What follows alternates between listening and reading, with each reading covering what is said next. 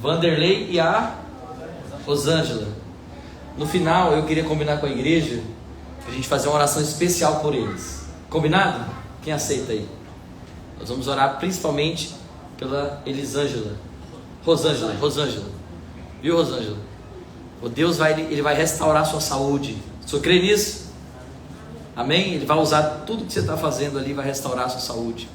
Mas segundo a vontade dele, não a nossa.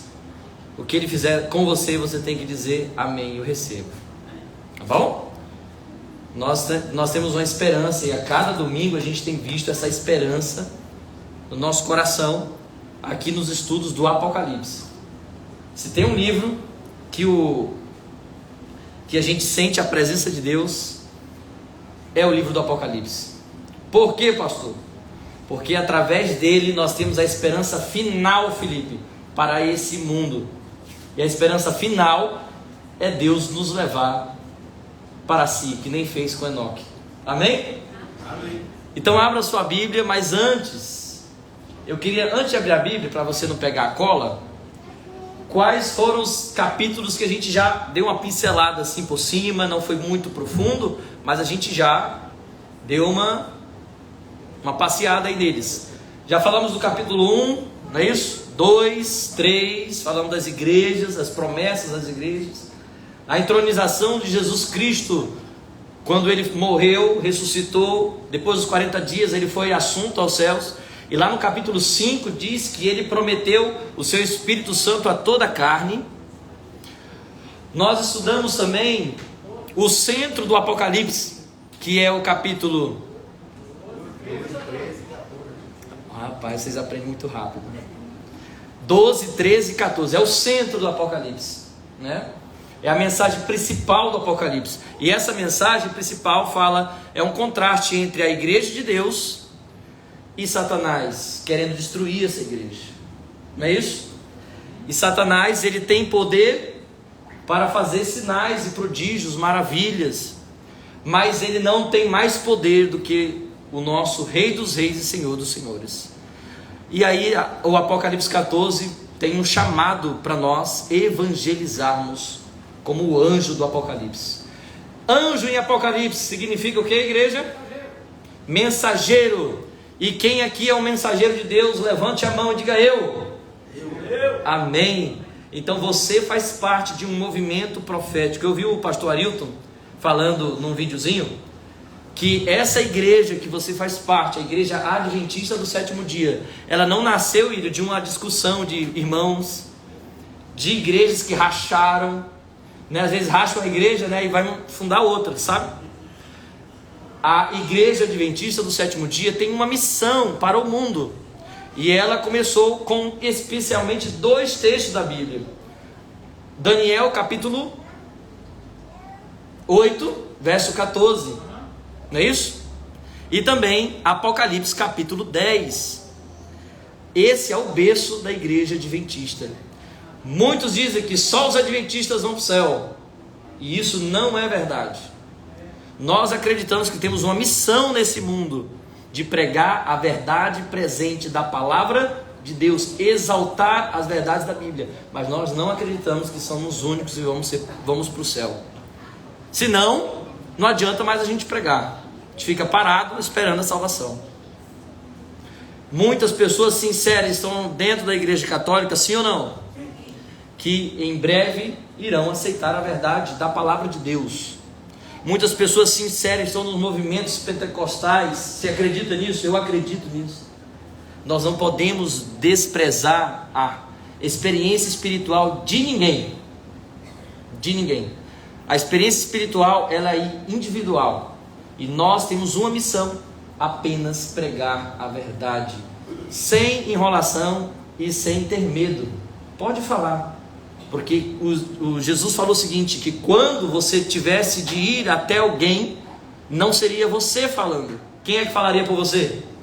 O Espírito Santo. Então no seu trabalho, na escola, em qualquer lugar, do menor, viu? Como é o nome dela ali? Luísa? Evelyn. Do menorzinho, passando pelos jovens, viu? Até os mais adultos, os mais experientes. Temos uma missão: falar de Jesus para alguém. Amém? Hoje, em especial, nós vamos no capítulo 15, 16 e o 17.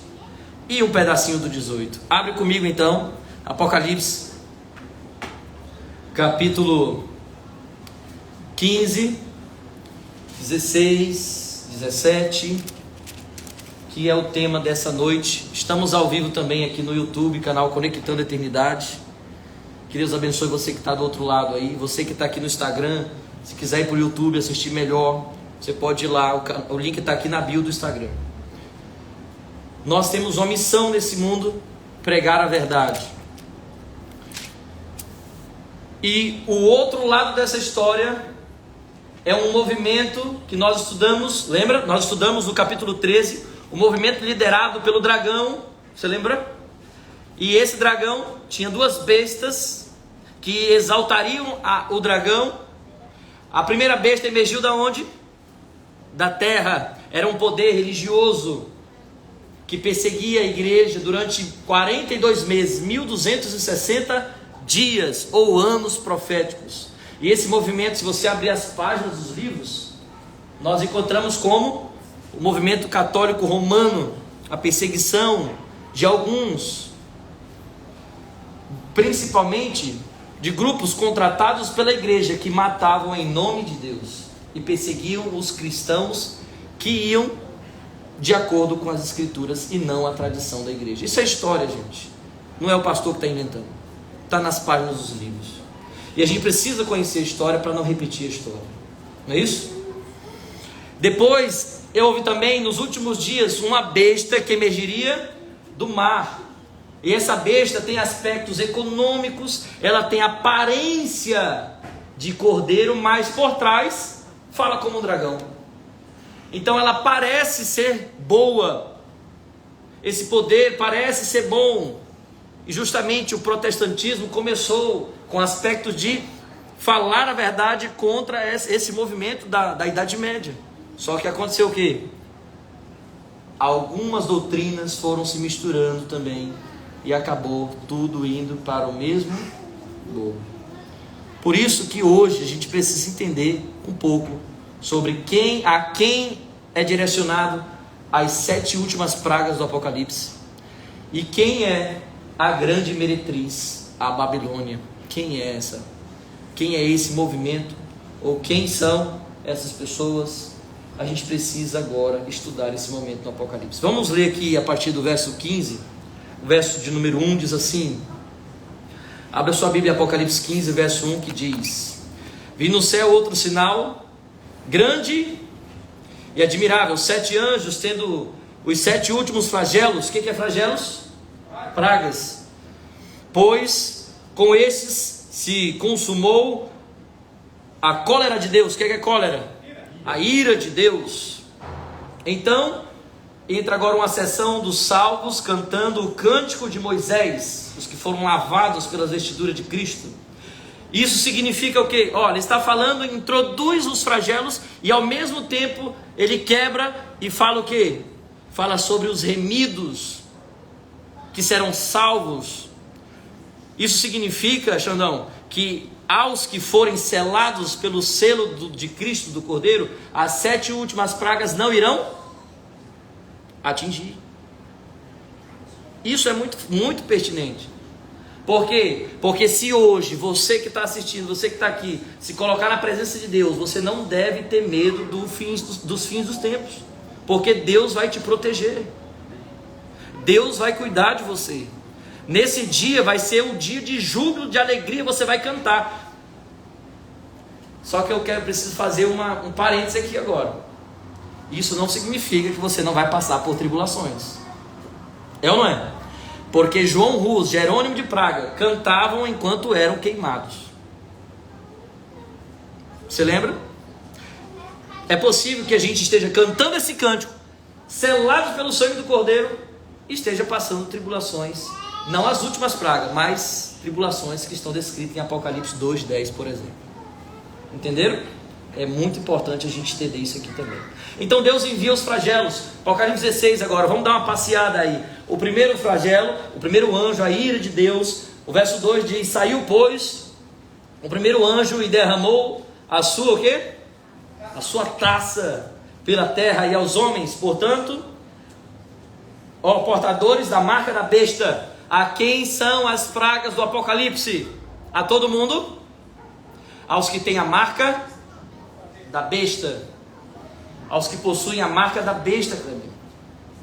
A marca da besta, nós falamos aqui, a marca de Deus, o selo de Deus, que é o santo dia de adoração, através do Espírito Santo, que é o dia sagrado que está em Ezequiel 20:20, sábado do Senhor. Esse é o sinal de Deus, só que com o selo do Espírito Santo, tá, gente? A gente precisa enfatizar isso ultimamente.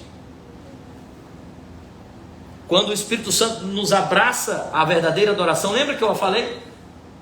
Em espírito e em verdade. O selo de Deus envolve essas duas coisas. Esses são os adoradores do Cordeiro. Então, quem vai receber as pragas? Quem estiver com a marca da besta, que é a falsa adoração. Qual é a falsa adoração? Se a adoração verdadeira é adorar o Criador e Redentor do mundo no dia que Ele escolheu, que é o sábado do Senhor, a adoração à besta e a sua imagem envolve a falsa adoração no dia errado, que é o domingo, ou qualquer outro dia da semana, mais especificamente o domingo. E isso está uma luta tremenda. Aqui dentro da igreja não, nas escolas adventistas não, mas nas universidades federais, nas universidades privadas, na internet, no Instagram, a guerra já começou, minha gente. Você sabia? E essa guerra começou no dia 7 de março de 321 depois de Cristo, com o primeiro decreto dominical, efetivado por quem? Constantino, e aceito em 325 no concílio de Nicéia. Deu para entender como isso vem se costurando ao longo do tempo? Não é de hoje. E aí tem as pragas. Vamos ver, quem aí vê a primeira praga é o que, gente? Vamos lá rapidinho. As úlceras, né? Segunda praga, qual é? O mar se tornará como? Em sangue. E o terceiro flagelo, terceira praga, os rios, né? As fontes são os rios, as águas potáveis. O mar se transformar em sangue, ninguém bebe água do mar. Mas aí quando mexe com o rio, e eu vim de onde tem a maior bacia hidrográfica do mundo, que é o rio Amazonas, não é isso? E lá, imagina que o dali se transformando em sangue. Nossa. Então, o quarto flagelo, a quarta praga, qual é? O sol. O que acontecerá com o sol? Queimará um pouco mais, Antônio. Imagina aí. Imagina, já está quente, mas é que vocês aqui ainda tem um momento de frio. Se você for para debaixo de uma sombra, ainda dá um friozinho. Mas vai lá no Amazonas, não adianta ter sombra, não adianta ter nada. Estamos bem na linha do Equador ali, o pessoal vai ser torrado primeiro lá. Eu te falando, eu posso falar que eu sou de lá, né? Pegar minha identidade aqui, eu provo, sou do Amazonas. Ninguém tem o que falar de mim. Entendeu? Então, é quente. Pensa, e diz que no Piauí, eu quero ir no Piauí no final do ano, diz que é quente também, né? Teresina. Vamos ver, bora ver onde é mais quente. Então assim, imagina, porque é o seguinte, ó, a gente tem que entender o seguinte: o que tem hoje segurando para que a destruição não aconteça? Os anjos estão nos quatro cantos segurando os ventos, e ventos na profecia, Ilho, é o que?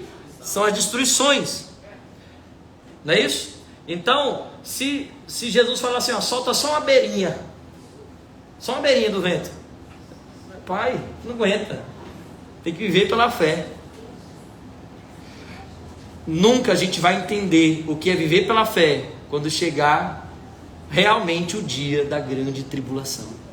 Hoje a gente diz, eu vivo pela fé. Nada, a gente vai dando jeito para tudo aqui, para ali, a gente vai costurando, ora para Deus, Deus abençoa. Se Ele não abençoar, a gente vai correr atrás, espera a bênção chegar.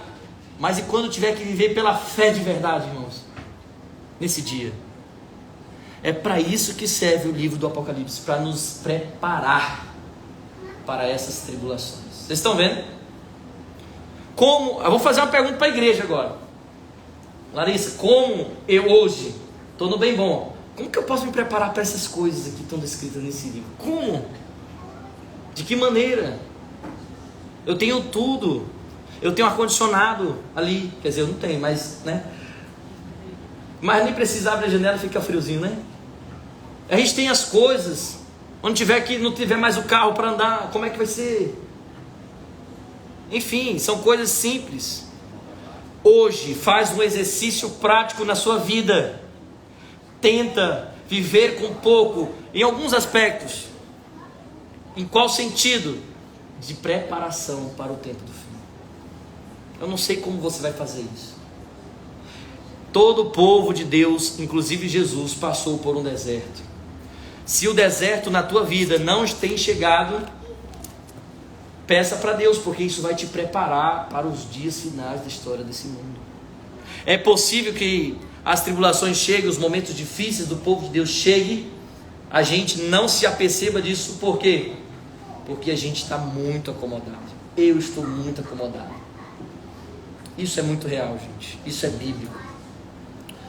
Mas a Bíblia diz, vamos continuar aqui, ó. O quarto, a gente já falou. O quinto aí, o que vai acontecer no quinto aí? Vai derramar o que aí? Né? O que vai acontecer?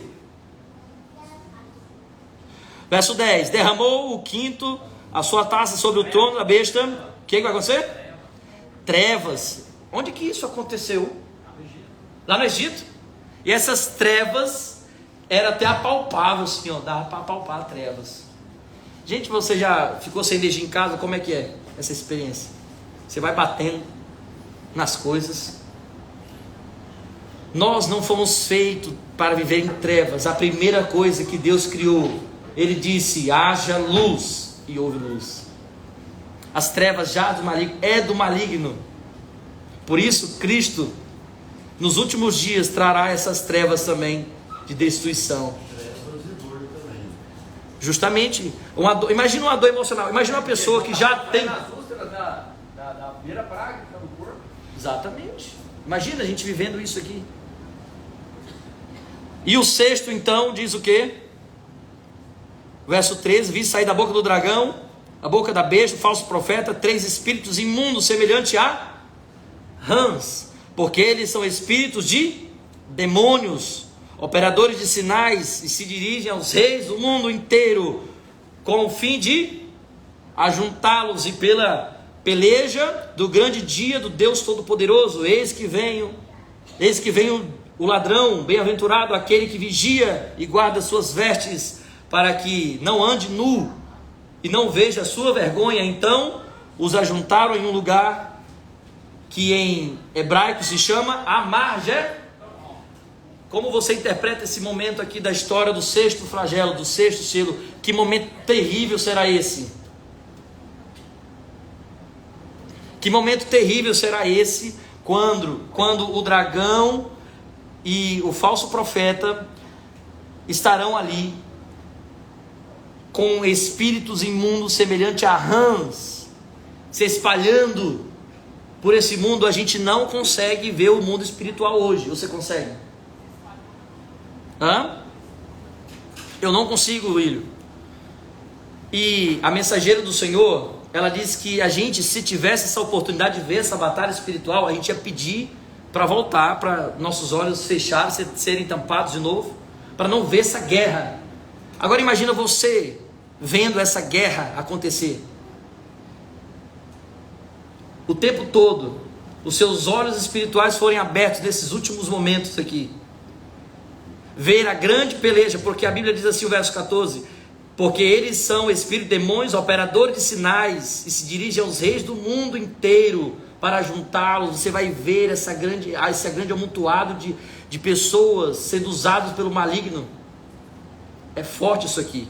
Mas a Bíblia diz no verso 15 que o grande ladrão, que significa justamente esse momento inesperado da volta de Jesus, aquele que vigia e guarda suas vestes para que não ande nu e não seja vista a sua vergonha.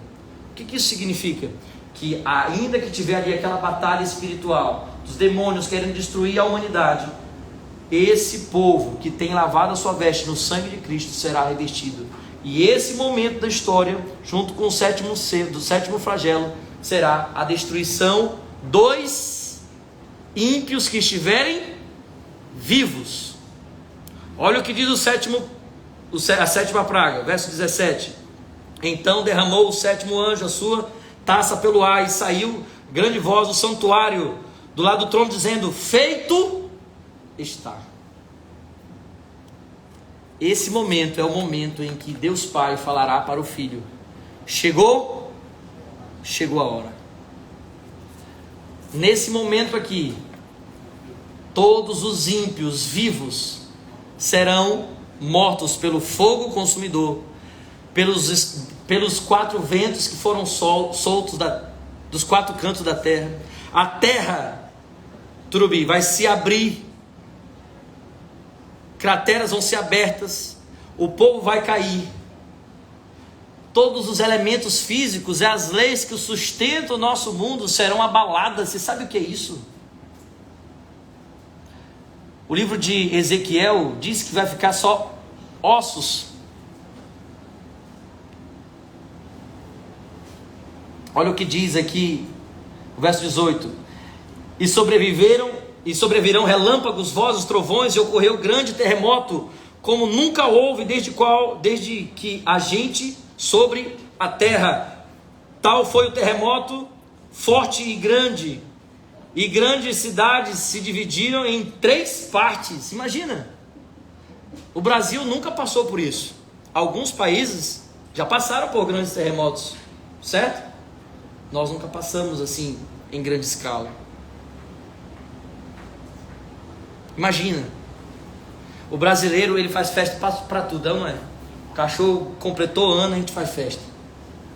Tudo a gente vai na base da festa. O brasileiro, ele tem essa questão de se alegrar em meio à dor, é ou não é? Mas nesse dia aqui, gente, não tem para onde escapar. Será um dia terrível, a ira do Cordeiro. Pastor, como é que eu posso relacionar a ira do Cordeiro com o amor de Deus? A palavra tsadik do hebraico é a palavra justiça, e ao mesmo tempo é a palavra amor. Deus é amor e Deus é justo. Essas pessoas que estão aqui, que foram pegas de surpresa, não foram pegas de surpresa. Sabe por quê? Porque hoje você está pregando, hoje você está assistindo, hoje você tem a oportunidade de conhecer a palavra de Deus. Você tem uma Bíblia em casa. Ninguém será pego de surpresa no sentido de, eu não sabia. Qual vai ser a surpresa? Chegou, agora eu vou querer me preparar. Não dá mais tempo. Mas dizer que eu fui pego de surpresa, que eu não sabia, isso não vai acontecer. Deus não é o Deus da segunda chance. Deus é o Deus da terceira, da quarta, da quinta, infinitas chances para nós. Você concorda comigo? Quantas chances Deus já te deu para poder você estar aqui hoje? Quantas vezes você já se rebelou, falando assim: não quero mais saber disso não, eu vou abandonar, eu vou mesmo para o mundão, não quero mais saber. Deus não faz isso, não faz aquilo, eu peço a cura, não vem, eu peço isso, não acontece, eu peço o emprego, não acontece. A nossa experiência com Deus deve ser superior a coisas, a circunstâncias e até mesmo aos nossos mais íntimos clamores.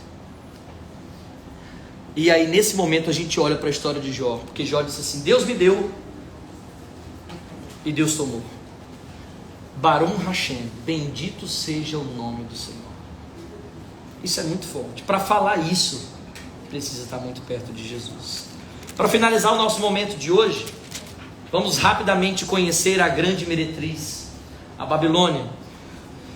Acompanha comigo a leitura dessa noite, que diz assim. Vou usar meus últimos 10 minutos para falar desse assunto. Veio um dos 7 anjos, lê o verso 1, que tem as 7 taças, e falou comigo dizendo: vem, mostra-te-ei o julgamento da grande meretriz. Lembra que o capítulo 16 terminou com o 7º flagelo, Deus Pai falando para o Filho assim: está feito, chegou a hora, pode ir. Lembra? Quem é que vai ser julgado nesse momento? Começará um julgamento especificamente para a grande meretriz. E a gente precisa conhecer quem é a grande meretriz. Meretriz, primeiro, é uma mulher impura, é uma mulher prostituta. No capítulo 12, estudamos no domingo passado que a mulher do capítulo 12, vestida de branco, com a lua debaixo dos pés, né? E o sol sobre a cabeça, ela representa quem? Cristo. E o Evangelho, né? O Evangelho eterno, que está no Novo e no Antigo Testamento, certo? É uma igreja que não se maculou, que não se misturou. Já aqui é uma prostituta, então tem um contraste entre o capítulo 12 e o capítulo 17. Olha o que diz, o verso 2: com quem se prostituiu? Com os reis da terra. Constantino, imperador de Roma do ano 321, disse: não vamos mais adorar no Shabat, agora vamos adorar o dia do sol, agradando cristãos e pagãos, e falando que Jesus ressuscitou nesse dia, é um dia especial e não sei o que, porque ele não queria perder os pagãos e não queria perder os cristãos. Um bom político faz isso, faz ou não faz? Só tem sucesso nesse meio se você mentir. Pastor, isso é forte, você está falando. Gente, é muito forte isso. A gente vai se corrompendo. E essa igreja se misturou com os reis da terra. É um perigo a igreja de Deus se misturar com as coisas do mundo. Vocês concordam comigo ou não? Cada um de nós aqui, devemos ter nossas preferências políticas como cidadão brasileiro, sim ou não? Assim como os americanos e tal e tal e tal. Mas quando nós falamos do Evangelho, quando nós falamos da Bíblia, a história muda. Existe uma outra linha de raciocínio aqui na Bíblia. E essa igreja, ela se misturou, sabe por quê? Porque ela viu a oportunidade também de conseguir riquezas, dinheiro. E se você estudar a história, o que acontece? Essa igreja, ela se tornou pomposa, rica, majestosa, em posses. Vocês lembram? Então vamos lá, o verso 3 diz assim: transportou-me o anjo em espírito para um deserto, e vi uma mulher montada numa besta escarlate. Como que era essa besta? Repleta de nome de blasfêmias, com 7 cabeças e 10 chifres. Achava-se a mulher vestida de púrpura. Que cor é púrpura? Vocês que são inteligentes. Hã? Eu acho que é roxo. É um roxo? É vinho. Vinho. Cor do sangue. É isso? Avermelhado. Chamado a cor do pecado. É isso? Olha só o que diz a Bíblia ainda. Continua. Achava-se vestido de púrpura, de escarlata, adornada com ouro. Não é uma mulher literal aqui, pessoal. É uma mulher simbólica, que simboliza a igreja falsa, com falsas doutrinas. Ela é rica ou ela é pobre? Rica, cheia de ouro. Que mais? Que mais que tem aí? De pedras preciosas, tendo na mão um cálice de ouro transbordante com abominações, com as imundícias da sua prostituição. O que essa igreja carrega na mão? Um cálice cheio de nome de blasfêmias, de impurezas e de falsas mentiras, de falsas doutrinas. Eu vou falar uma delas nesse exato momento. Deus falou que a alma que pecar, essa morrerá. Deus falou para Eva: no dia que você comer do fruto, certamente morrerás. Satanás, através de uma cobra, disse: é certo que não morrereis. E ali começou-se a falsa doutrina da imortalidade da alma, de que o homem viveria para sempre por seus próprios méritos. Essa é uma doutrina mentirosa de Satanás, que está introduzida na igreja prostituta, na meretriz. Quando eu acredito que quando uma pessoa morre, ou ela vai para o céu, ou ela vai para o inferno, ou ela vai para o purgatório, ou ela vai para algum lugar, ou ela reencarna, eu estou acreditando na palavra de Satanás e não na palavra de Deus. A palavra de Deus é: certamente morrerás. O salário do pecado é A alma que pecar, essa, Eclesiastes 12, 7 diz, e o pó volte à terra, e o espírito volte a Deus, que o espírito é a palavra ruá, fôlego, vento, sopro. Então, não tem condições de eu pegar essa filosofia platônica, porque isso aí é de Platão, da Grécia, e trazer isso para dentro do Evangelho. Não condiz, porque se eu acredito que a alma já está no céu, ou está no inferno, ou está em um outro lugar, ou se reencarna, para que a ressurreição, Ilho? Para que a ressurreição dos mortos, que está em vários lugares da Bíblia? Moisés ressuscitou. Nós temos das palavras de Jesus assim, quem crê em mim, ainda que morra, viverá, na hora que ele ressuscitou Lázaro. Jesus ressuscitou a filha de Jairo. Lá em Tessalonicenses capítulo 4 diz que Jesus, a voz do arcanjo Miguel, os mortos em Cristo ressuscitarão primeiro. Não faz sentido eu trazer essa doutrina para dentro do cristianismo, para dentro do evangelho eterno. Mas eu vou falar para vocês, essa igreja acredita nisso. Inventou-se então a intercessão dos santos. Você já viu? Quebrando então o segundo mandamento da lei de Deus, que diz: não farás para ti imagem, nem semelhança alguma do que há em cima no céu, nem embaixo da terra, nem nas águas debaixo da terra. Não as adorarás, nem lhes darás cultos. Então, uma coisa vai quebrando a outra. Sabe aquela frase assim, para você sustentar uma mentira tem que contar 10 mentiras em cima? E aí a gente vai tapando o sol com a peneira. Essa igreja corrompida fez isso. Só que tem algo a mais, a gente vai ver agora, mais forte ainda. O ano de 1500 marcou a história por um homem chamado Martinho Lutero, que corajosamente, já antecedido por vários outros, como os celtas, os valdenses, os morávios, as sociedades missionárias e vários outros, prepararam um terreno para que Martinho Lutero falasse ali, contrário a vários ensinamentos errados. E surgiu então o protestantismo, que foi a outra opção para quem não queria seguir a tradição da igreja, mas queria seguir a Bíblia. Só que, ao sair da igreja, ficou resquícios disso aí. Resquícios como a imortalidade da alma. E várias outras mentiras que foram encontradas também depois. Isso é muito forte. Pastor, o senhor falou que não ia atacar a igreja de ninguém. Mas só o que o senhor está fazendo do começo ao fim é falar das igrejas. Não sou eu que estou falando, irmãos. Está no Apocalipse capítulo 17. Precisamos entender isso. Vamos continuar e terminar agora. Diz assim, verso de número 5, diz: na sua fonte achava escrito um nome, um mistério. Qual era o nome? Babilônia, a grande mãe das meretrizes e das abominações da terra. Só um parênteses agora. Babilônia vem de Babel, quando Deus confundiu as línguas, a confusão. Babilônia foi o período também do cativeiro. Babilônia significa o quê? Igreja? Confusão. É uma mentira, é uma confusão religiosa, é uma confusão de doutrinas.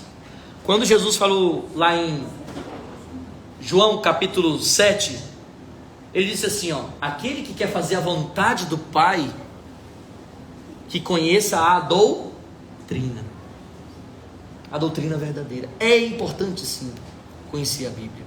E essa igreja, ela é a mãe das meretrizes. Tem uma grande meretriz que no começo da história perverteu a mensagem de Deus. Vamos lá, olha para mim. Agora nós vimos aqui também outras meretrizes, certo? O que significa isso, Rony? Outras igrejas que também seriam embebedadas, essa é a palavra, por essas falsas doutrinas. É muito forte isso, sabe por quê?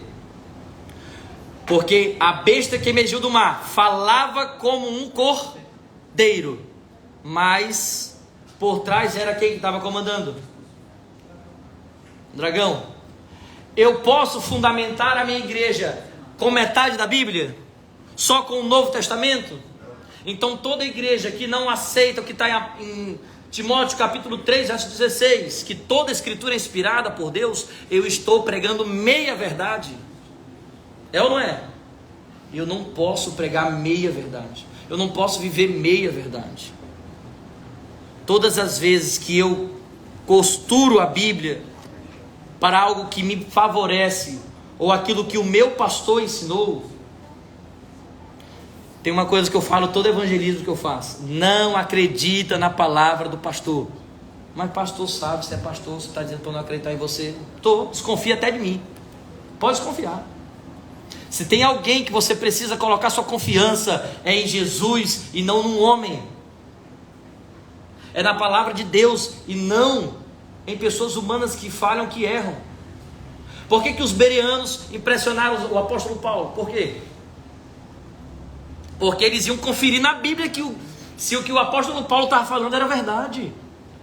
É forte isso, ou não é? O apóstolo Paulo chegasse aqui hoje, meu amigo, eu sentava aqui e ficava só assim, ó. Era ou não era? Sim ou não? Os bereanos, eles tinham o pé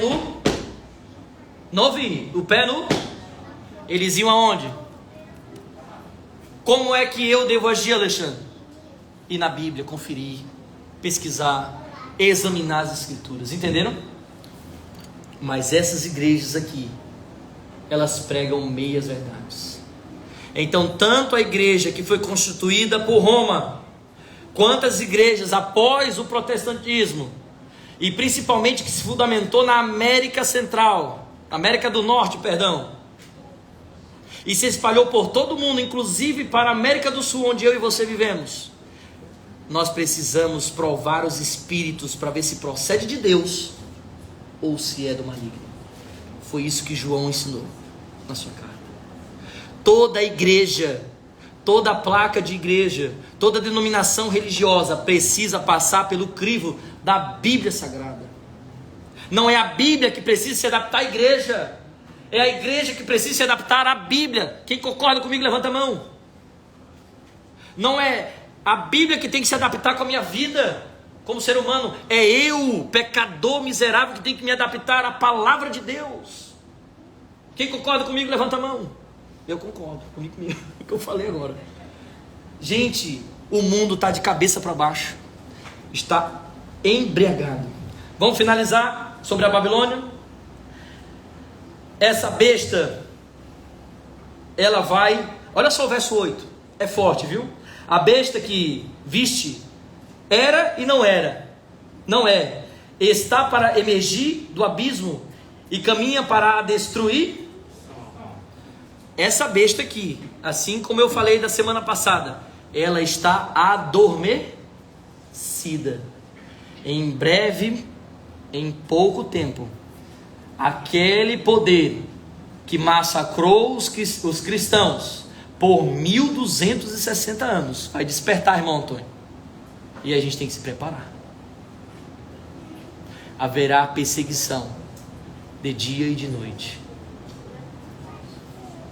Mas olha o que diz: e aqueles que habitam sobre a terra, cujos nomes não foram escritos no livro da vida desde a fundação do mundo, se admirarão e verão a besta que era e não é, mas aparecerá. Aqui está o sentido que a sabedoria, as 7 cabeças são os 7 montes, e vai explicando tudinho. O que vai acontecer? Aqueles que não foram selados vão se admirar, vão se aproxegar, vão se aliar a essa besta. Olha o que diz o verso de número 18, e a gente vai finalizar o nosso estudo de hoje no capítulo 18, os primeiros versos. Diz assim o verso 18: a mulher que viste é a grande cidade que domina sobre os reis da terra. Deixa eu falar para você, e agora precisa ter muita coragem para falar o que eu vou falar. Existe um estado tão pequeno, um país que de lá saem as maiores decisões religiosas do planeta, que é o Estado do Vaticano. E de lá são decididos a tradição da igreja romana. E essa tradição, há muitos anos, está acima da Bíblia, não é nem igual à Bíblia. Muitos dos seus líderes religiosos já afirmaram isso com todas as letras, que aquele que se assenta no trono do Vaticano, ele tem a autoridade de Deus nessa terra. Só que eu volto a repetir, nós precisamos ficar atentos e entender o momento em que a gente vive. De lá saem as decisões para o mundo. Aliado a todo o sistema político e econômico, nós precisamos estar alertas para saber quando será, como será e como está a minha vida hoje em relação a isso. Talvez você que está aqui presente hoje entendeu um pouco de que precisa se aliar à verdade do Evangelho e não a doutrinas de homens. Pedro disse assim: mais vale obedecer a Deus do que aos homens. Nesses últimos dias, o que vai contar na sua jornada espiritual é o quanto você obedece a Deus, o como você obedece a Deus e não aos homens. Por isso só existe um lugar onde a gente encontra a verdade do Evangelho, é na Bíblia. Se a gente não se aproximar desse livro, é certo que em algum momento, ao nos oferecer a imagem da besta, a marca da besta, o selo da besta, eu receberei, porque eu não estou alicerçado na verdade. Eu preciso estar conectado com a Bíblia. Pastor, talvez alguém que está aqui assistindo aqui ou ali, aqui no Instagram ou ali no YouTube, se sentiu em um lugar onde não se tem pregado a verdade nem as verdades da Bíblia. Eu quero convidar você para finalizar comigo no capítulo 18, versículo de 1 até o versículo 3, que diz assim: depois dessas coisas, vi descer do céu outro que, gente? Outro anjo que tinha grande autoridade, e a terra se iluminou com a sua glória. O verso 2 diz: então exclamou com potente voz, dizendo: caiu a grande Babilônia. Vou ficar até aqui rapidinho, olha só. Babilônia, essa meretriz e as filhas da meretriz vai cair. E se eu estiver conectado, alicerçado, aliado a esse poder religioso de falsas doutrinas, eu vou cair junto. Sim ou não? Sim. Caiu a grande Babilônia, se tornou morada de demônios, covil de toda espécie de espírito imundo. Você está vendo aqui o sexto flagelo nesse momento? Vamos ler o verso 4 para finalizar o sermão dessa noite. O verso 4 diz assim, todo mundo comigo: então ouvi uma voz do céu dizendo: sai dela, povo meu, para não seres cúmplices com seus pecados e para não participares dos seus. Esse é o apelo de Deus essa noite para mim e para você. Sai dela, povo meu, para não seres cúmplices dos seus pecados, porque quando eu vou contrário à Bíblia, eu estou pecando. O pecado é a transgressão da lei de Deus. Mas também para eu não ser o quê? Participante das pragas do Apocalipse 16. Isso é muito forte. Sabe o que o João escreveu aqui através da inspiração divina? Um chamado para mim e para você. É possível que eu esteja na igreja adventista, que tem toda a estrutura doutrinária baseada na verdade da Bíblia, mas eu não esteja seguindo essa verdade. E Tiago diz que se eu tropeço em um só ponto, eu sou culpado de todos os outros. Eu preciso, mesmo estando aqui, cuidar. Quem está ali em pé, cuidado para que não caia. É ou não é?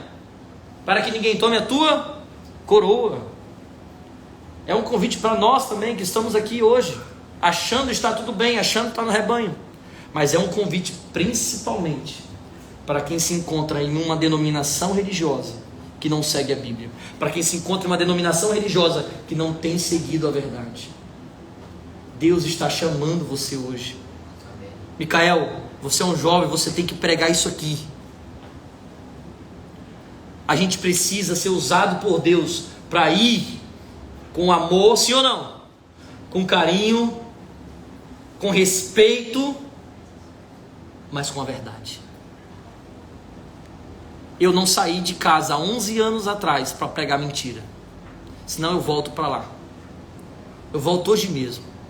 Vou-me embora, vou ficar lá, para lá. Não vou mais para casa da minha avó, ou para minha casa mesmo. Mas Deus não me tirou de lá e me fez rodar o Brasil para eu pregar mentira.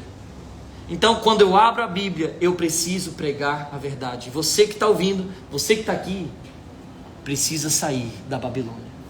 Será que tem alguém aqui essa noite? Pastor, eu era de uma outra igreja, com falsas doutrinas, e eu preciso ir para a igreja verdadeira de Deus, para o povo verdadeiro de Deus, ou para conhecer a verdade que está nesse livro sagrado aqui. A placa da sua igreja não vai salvar você. O que vai te salvar é Jesus Cristo nosso Senhor. E o que vai te tirar do céu, sabe o que é? É você se distanciar das verdades descritas nesse livro. O que nos salva é a graça, e o que nos tira do céu é o afastamento dessa graça, é o distanciamento da vontade de Deus. Deus está na porta do nosso coração batendo. Eis que estou à porta e bato. A gente precisa sair, tirar Jesus lá de fora e levar para dentro da nossa vida. Se tem alguém hoje que gostaria de sair da Babilônia, queria convidar você para se colocar em pé e a gente fazer uma oração final. Mas antes, eu quero me despedir do povo do Instagram, do YouTube, perdão. Tome uma decisão. Eu não sei qual igreja você está, eu não sei qual denominação religiosa você está, eu não estou atacando a sua igreja, mas eu estou falando para você conhecer a verdade da Bíblia. Siga a Bíblia e não pastor. Siga a Bíblia e não placa de igreja. Vocês foram avisados. Deus te abençoe. Jesus, a gente estudou na lição da escola sabatina de hoje que Ele é o quê? O nosso bom pastor. Ele está de braços abertos para te receber. Que Deus abençoe você. Um abraço. Pode finalizar, Micael. Eu quero convidar a igreja para cantar Quando For Chamado. Todos de pé. Quem aqui, quando Jesus chamar, quer estar aprovado, levante a mão. Então cante com toda a sua força do seu coração, perante o Rei do Universo. Aprovados não por nossos méritos, mas pelo simples fato de ter aberto o nosso coração para que Jesus Cristo reinasse nele, para fazer a tua vontade, Senhor, enquanto estivermos vivos, para nos deliciar nas maravilhas da tua graça, Senhor. Isso nós queremos viver hoje, até a volta de Jesus. Pai querido, esteja hoje nos preparando para esse dia, o dia da grande tribulação, e nos ajuda, Pai, a encontrar com o nosso querido Jesus, o nosso melhor amigo, o nosso irmão mais velho, o nosso pastor, aquele que é o pão vivo que desceu do céu. Pai, por favor, nós oramos agora pedindo que o Senhor tenha misericórdia de nós. Se por algum motivo nosso nome foi riscado do livro da vida, que hoje pelo Teu Santo Espírito o Senhor nos convença, e hoje, Pai, pelo sangue de Jesus, o Senhor reescreva o nosso nome no livro da vida. Amém. Essa é a nossa oração, Pai. Nos traz mais um domingo para aprendermos do desfecho final da história desse mundo, do juízo final e da grande maravilha que será a nova terra. Em nome de Jesus. Amém. Amém. Que Deus abençoe cada um dos irmãos. Um abraço.